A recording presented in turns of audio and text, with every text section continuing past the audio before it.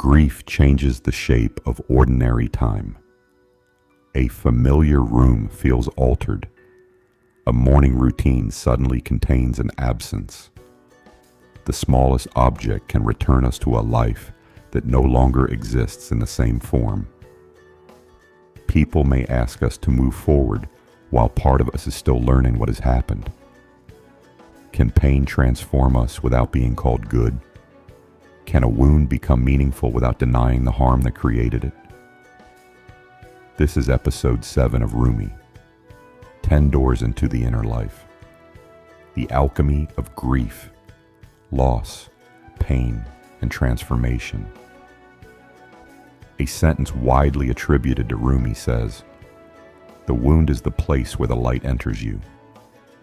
The exact English sentence does not appear verbatim in reliable translations of Rumi's surviving Persian works.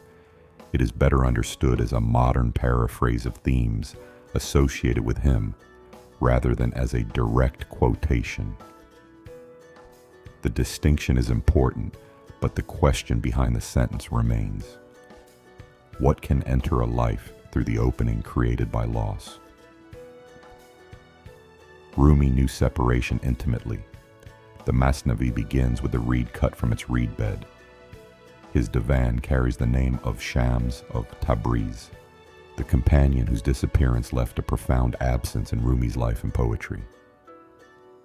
But Rumi does not offer grief as a simple method for becoming wiser. Loss can narrow a life. It can exhaust the body, disturb sleep, weaken concentration, and make trust difficult. Pain does not automatically become insight.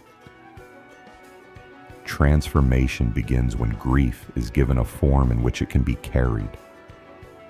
This is less dramatic than sudden illumination, but it is often closer to the way human beings actually heal. For Rumi, poetry became one such form. Prayer, companionship, remembrance, music, and service can become others. They do not remove what has happened. They prevent the loss from remaining entirely without language or relationship. The word alchemy suggests a slow encounter with difficult material. The material is not discarded. It is attended to, tested, and gradually changed through patience. Grief has a similar resistance. It cannot be hurried into gratitude. It cannot be commanded to produce a lesson on schedule. In the Islamic spiritual tradition that formed Rumi, patience does not require emotional numbness. Sabr is a form of steadfastness, remaining oriented towards God and what is good while pain is still present. This allows sorrow and faith to inhabit the same life. If you are carrying grief, begin by naming the loss precisely. You may be grieving a person, a homeland, a relationship, physical health, an unrealized future, or a former understanding of yourself. Different losses require different forms of care. Keep one small rhythm that connects you to life.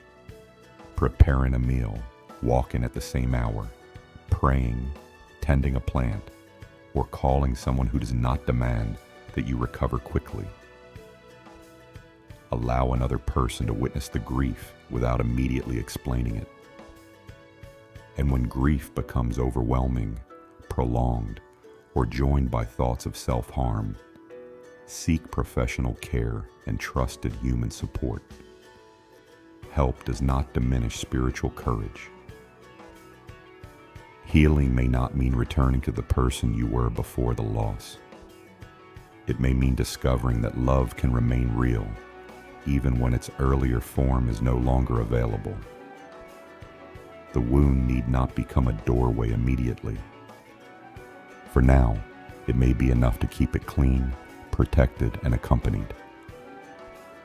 Light, if it comes, does not prove that the wound was necessary. It shows only that suffering did not receive the final word.